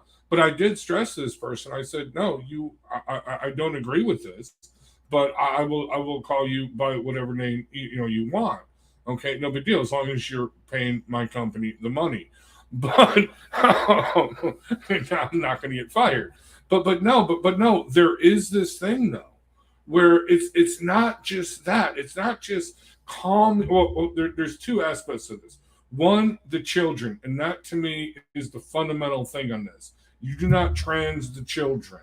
Okay, if you're an adult, you're over 20 years old, you want to go through this stuff, and you want to pay your money. You want to pay your money to go through get the hormone treatments, go through the hundreds of thousands of dollars of cosmetic surgery, then that's on you. I don't want to pay for it. Okay, I don't think my insurance company should pay for it. Okay, Of that's course, on you. I hear what you're saying, and I think especially how our brain develops, like our prefrontal cortex, the lobe when it's developed, we can't make really intense decisions that are going to be extremely transformative because that can affect us our whole life. Of course, we want to make very intense decisions when we're really fully cognitive. It's all about, and you're right about when there are children, they're not cognitively developed. So it's very important that that's why we have issues with things like pedophilia. It's because what happens with that is that children are not able to consent to these things.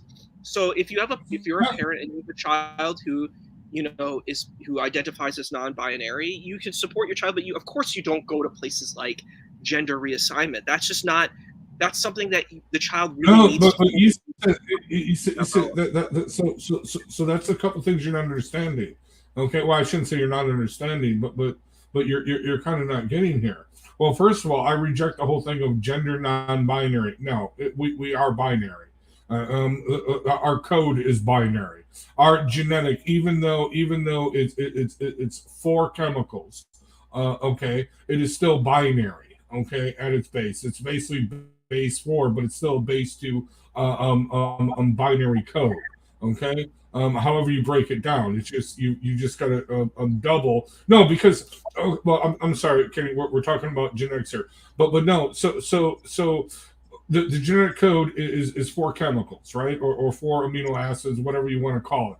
But no, they come in pairs. Okay, so it's really binary. Okay, you got an adenine and a guanine, okay, but then you got the opposite pair of that. So no, it is binary no matter what. Even our genetic code is binary. You just do the math, and it's to the power of 4, okay, instead of the power of 2 if you're just writing regular code. Okay, but anyway, point being is this, okay, is if you go. Oh, by the way, Kenny, welcome back to your show. But yeah, my laptop just cut off just all of a sudden. The second time this evening, it just cut off. Right. So I don't know what's going on. But again, if an adult to me comes up and says I'm this or that, I don't care as long as you're paying my check. But I'm still gonna say, okay, no, you're not a woman. You can never be a woman. And if a chick comes up and says I'm a man, no, you can never be. I'm actually offended by these women who are getting their breasts chopped out, and I am so against that, more so than a dude getting his nuts chopped out, because that's just wrong. Don't touch the boobies. I'm sorry. I am against that. Okay? But no, seriously, they pump themselves full of the amount of testosterone. You know how much testosterone they're putting in their bodies? 4 times the amount of a pubescent boy, teenage boy. We're all adults. You remember going through puberty? You remember that chemical, that testosterone? Oh, no, it was not. Well, it was fun, but it wasn't fun. You know what I mean? No, don't do that. But I am offended by these women that come and say, well, I'm really a man. No, you're not. Just because you got your breasts cut off and you're taking testosterone and you're growing hair all over your body, that's not what makes you a man. That's not what makes you a male. How dare you offend me in that sort of terms? But again, point being is this, okay? What is happening with this stuff is just wrong. It's wrong on every level, okay? It is the sterilization. It is of children. It is removing healthy body parts of children, okay? Now, if an adult wants to do it, fine. I really don't care, okay? But don't tell me that you are something that you are not because it makes you feel good. Okay, I'll call you by whatever name you want. Okay? But I won't sit there and say you're a woman. I won't sit there and say you're a she when you're really a he, or you're a he when you're really a she. Okay? Let, And let it, me it, mention you want to be, something. you're a they. Well, no, hold on. I just want to mention this they. What do you mean they? How many people are there in there? They. They is You know, plural. What are you talking about? Are it you sounds, talking a legion? that they and them thing, it sounds demonic. It sounds like a legion. It Exactly. sounds like a bunch of demons to me. Exactly. That's what You I know, think every time I hear that. and Let you're me making read them also something real quick. whatever. Yeah, go ahead. Go ahead. Sorry. So I addressed this binary and non-binary issue in the very first chapter of the book because it's extremely important. And so the first chapter is called Transgenderism, where I'm breaking it all down. And so uh, I say in the book, I say gender identity is defined by Merriam-Webster as a person's internal sense of being male, female, some combination of male and female, or neither male nor female. Along with that, the transgender movement has developed 112 gender pronouns and 71 suffixes. The words and their definitions are very bizarre, and most transgender people can't name them, let alone define them. When questioned about them, most resort to using, this is very important, when questioned about them, most resort to using the same old pronouns of male and female that have always been used for centuries. Although most will mention the words binary and non-binary into two groups or classes that are considered diametrically opposite, by example, males and females. Non-binary is something or someone not restricted to two things or parts. It does not use two as its base when relating to or being a person who identifies with or expresses a gender identity that is neither entirely male nor entirely female. Many people who claim to be non-binary use they and their as their preferred pronouns when referring to themselves as individuals, thereby using plural expressions to describe a singular identity. The word identity is defined as the distinguishing character or personality of an individual that expresses their individuality, which is established by their psychological identification. Transgender people claim their sexual identity is assigned to them by a doctor at birth and that it can be changed or reassigned later in life to correct it during their so-called transition. Transition, this is important, is defined as passage from one state, stage, subject, or place to another. It is a change, a movement, a development, or evolution from one form, stage, or style to another. Can a person, and ask the question, can a person change anything about themselves other than appearance, thinking, attitude, or beliefs? Sure, a person can change locations, relationships, occupations, religions, but can a person change what biology proves them to be? Can someone change what our Creator, blessed and exalted as He created them to be? Of course not. But transgender activists claim that it's possible. They claim that people can simply reassign something that no human being could have assigned in the first place. And that's extremely important because who assigned a human being to be a male or a female? Obviously, it was God. It was our Creator that did that, and no human being has the right to try to defy that by claiming that there's something else or someone else is something else. Exactly. The You know, Bible says I mentioned. before you were in the womb. The Bible says before you were in the womb, I knew you. I created you. Everything about you before you were even in the womb. Yeah, I ordained. I, Okay. I mentioned a man by the name of Chris Rufo in the book, Oh, and he's good. I'm part of his locals community. Yeah, he's really cool. You enjoyed? Yeah, definitely. It was Yeah, I good. mentioned a video featured a video that featured a presenter by the name of Jamie Joy, who described himself as a kinky, polyamorous, pretty big slut, is what he called himself.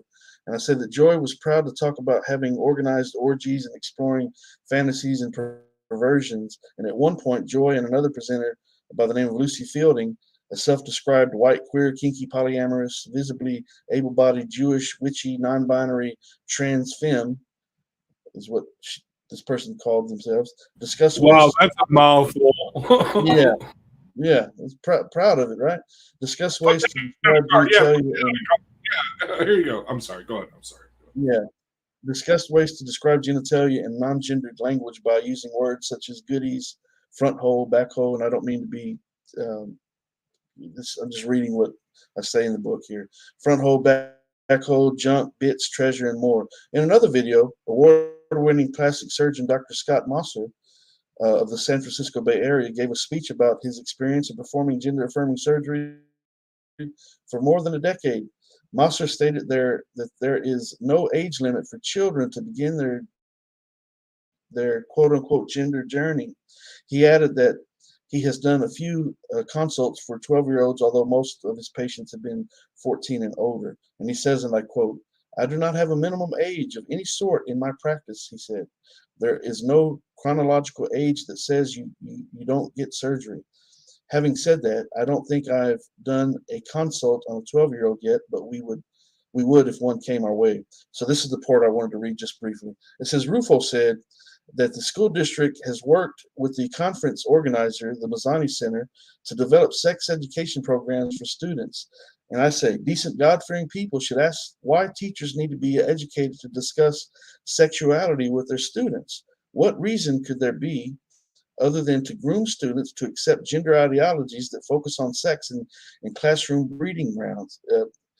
You're right. So I asked that question. It is nearly impossible to see a man dressed as a woman or a woman dressed as a man and not have some sort of sexual thought come to mind. That doesn't mean you're fantasizing, but you're wondering, what this person is all about. I mean, so I say curiosity about such a person's genitalia is almost automatic, and so because you wonder, has this person had a transition? Have they mutilated themselves? Has he cut it off?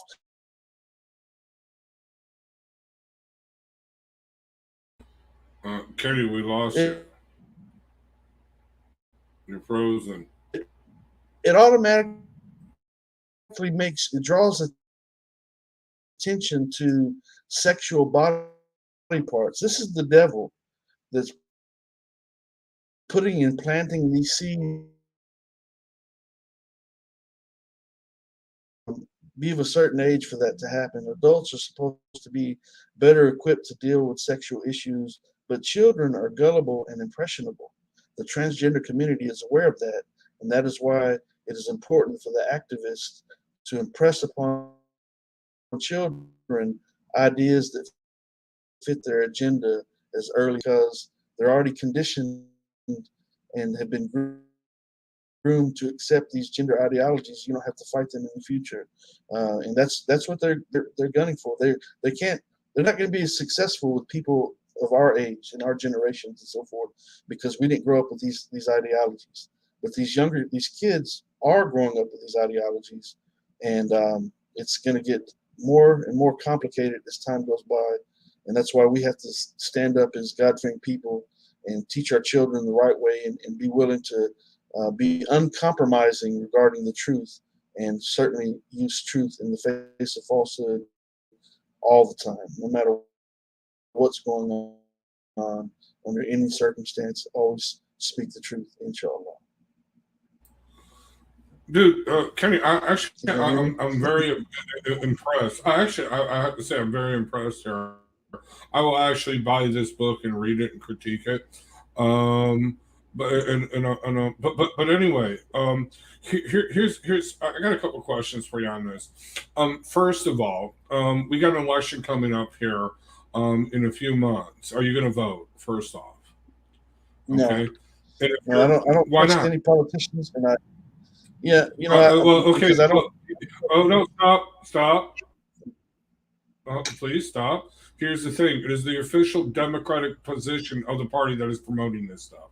If you want to make change other than writing the book, and honestly, it sounds good, okay, you need to vote Republican. I'm sorry. Bite the bullet and vote Republican. This is a very serious election. No, because the Republican, no, hold on. No, it does matter because the Republican Party's official position is against this crap, especially in your state, Texas. Definitely. Your governor and your congressman and your state representatives, this is important. It's an important thing. You need to get out there and vote, okay? Because if you are truly against this stuff, because this stuff is coming down from the federal and state level. This is being enacted as an law. All right, but no, I'm serious. You need to vote Republican. Yeah, you need to vote Republican. I'm serious. Go register, vote Republican. But that's my speech on this. That's my speech on this because you are sounding Republican. You're listening to conservatives like Walsh and Knowles. Okay, these are conservatives. I mean, this you subscribe to the water. If they're speaking truth, then I endorse that. Matter of fact, I joined their website because I specifically had a discussion with a Muslim about that because I was like, in with this particular issue, they're speaking truth, and as I mentioned earlier, regardless of what our faith is, what our religion is, if you're God-fearing people, you should be coming together to fight against this devilish ideology. And but as far as not only do you need to vote, but you need to run. No, you need to run it. Who trusts the politicians? I am talking about the party. I am talking about the ideology. I am talking about at least on this topic. Okay, this needs to be opposed. This needs to be voted. But no, there's something else you can do. You can actually register and run in your local school board. This is the thing where this needs to be done. Okay, but no, we'll talk later on this. We'll get you registered. We'll get you voted. That's great. But anyway, I do got a question for you because you mentioned Katerina. Okay, and I don't mean to bring up stuff, but she actually works and promotes for one of these gender clinics, or she used to work for, but she doesn't. I've had a discussion with her about this. We talked quite a while about this situation, and she's her own person, and I don't. I get that, but I can't dictate what she does or what she doesn't do. But I told her clearly, and I explained to her, and I recommended to her that she does read my book and so forth because I addressed a lot of these points from a Muslim standpoint. It's not overly religious, but I do address and defend the truth of our God, our Creator, throughout the book. I mean, there's no doubt about that. That's the primary reason for the book. But it's a lot of information. But I told her in regards to her friend that is affected by Klinefelter syndrome, who has ovotestes. I explained to her what the doctors say about this issue, and that if he produces sperm, he's a man. If he doesn't produce eggs, he can't be a woman. I mean, that's just all there is to it. And so, I was just wondering. I was just wondering because because I saw the Facebook post. She promotes this dude that thinks he's a chick as a doctor. That's part of the problem. Running these gender clinics. I was just saying. I don't mean to cause strife or anything like that. Yeah, that discussion I had with her is actually the last discussion that I've had with her. Period. So I don't know if she's. I mean, it wasn't a bad discussion. It was a friendly discussion, but I don't know what she has going on. I haven't talked to her. I've been extremely busy. Actually all year I've been extremely busy. And see, I'm not even home now. I'm out of town. It's funny. Huh? Kind of funny how all of a sudden COVID ends and I'll go back to work. We're like, oh crap. Yeah. I've been traveling all year. So I haven't, the streams have obviously slowed down and so forth. I'm just too busy, man. I was writing the book and so forth, and So I haven't been real accessible just because I've been busy. So Well, anyway, Republican Party, vote, register. Seriously, if you're serious about this issue, I mean, no, I'm serious about even this on issue, just but, a one level issue, huh? yeah, Well, no, vote. Yeah. You got to no, because no, seriously, if we don't vote, this shit becomes law. This is becoming law. Okay, it's and already this is the it's already, official. it's already law. Yeah. Well, no, well then we got to stop it from being more law. We got to overturn this stuff. Look at DeSantis. He's totally throwing this stuff out in Florida. Your governor in Texas, same deal. Okay, but no, Yeah. I'm sorry. Even on if you're going to be just one issue voter, this is the one issue. We need to put a stop to this, and we need to say no, and we need your vote. Vote I will Republican. say Encourage this. all your Muslim I will friends to say vote this. Republican. Huh? If I was Huh? if I was going to vote, I would in this situation I would vote Republican. There's no doubt about because Exactly. It's the only alternative. but with that being said, politicians Huh? being politicians, they're going to go where the votes are, and you know it's they're any politicians is Well, then prone that's why to- you need to make your vote. That's why you Yeah. need to make your vote on this issue for that. That's what I'm saying. And actually, no, the Republican Party Well, I has mean, been I'm making pretty my strict vote. on this. No, I'm voicing my opinion.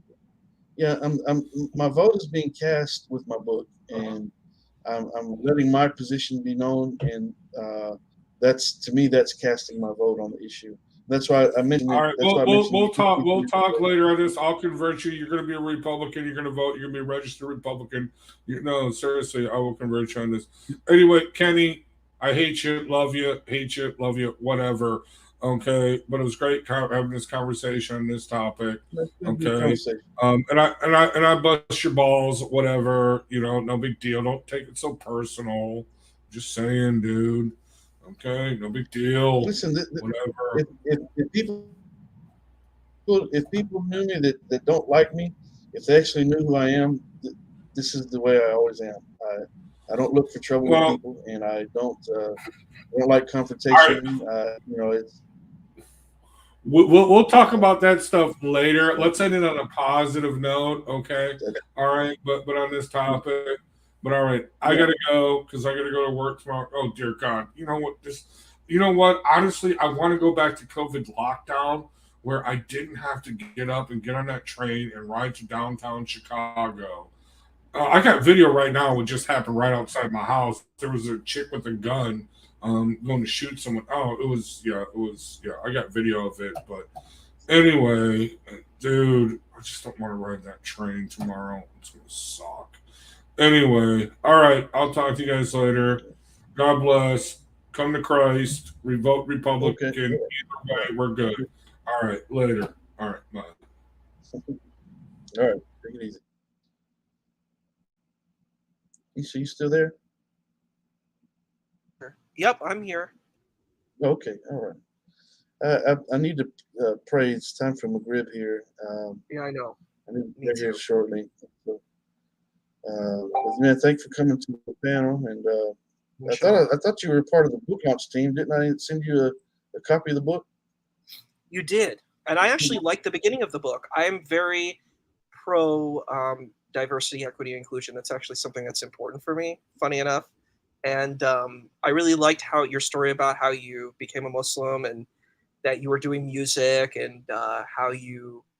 And it was interesting. It was even connected to Nation of Islam. I actually. Which book you talking about? I thought I sent you a PDF of the new book. Are you talking about the Consider Islam? I think it was like the intro of the book was talking about your journey and stuff. The book that I got. Oh, you talking about Consider Islam, I believe, because this book I don't talk about. The book I received kind of gives that.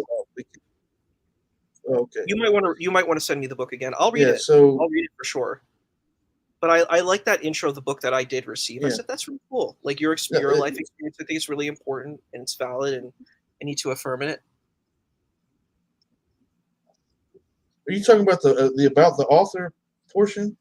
Yes, that was. I think maybe that was about it. the I was author just going talks through about the book.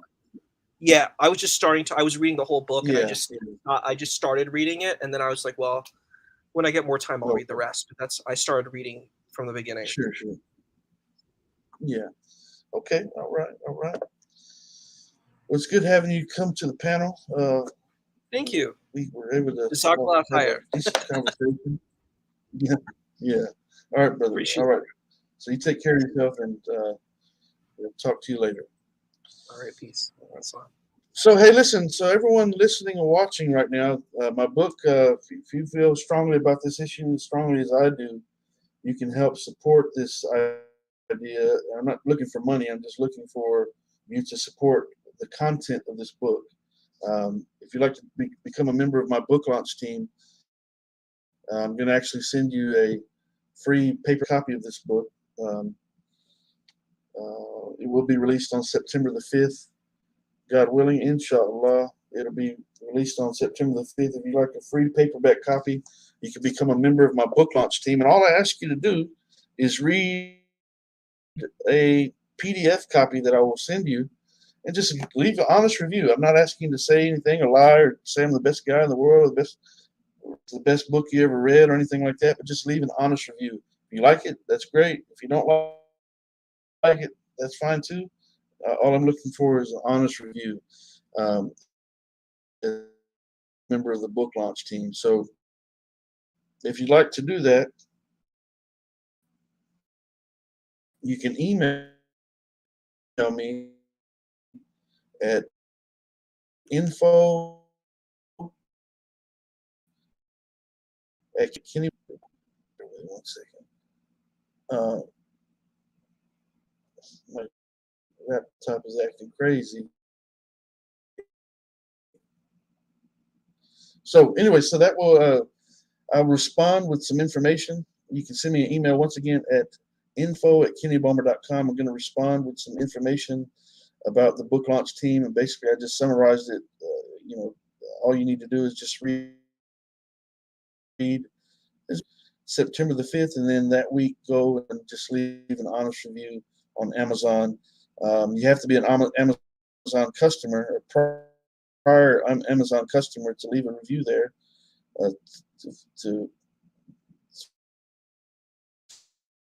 For them. If you're not an Amazon customer, you can also go to Goodreads, and I'll have that link sent out as well at some point along the way. So you'll be able to go and leave an honest review at either Amazon or on Goodreads, or both for that matter. Your address. I'm going to send you a free paperback copy of this book. Your right to self-identify, my right to disagree. Hey, listen, but if you want to do the same thing with my book, Consider Islam, Disproving the Patriots of Propaganda, I'll do the same thing there.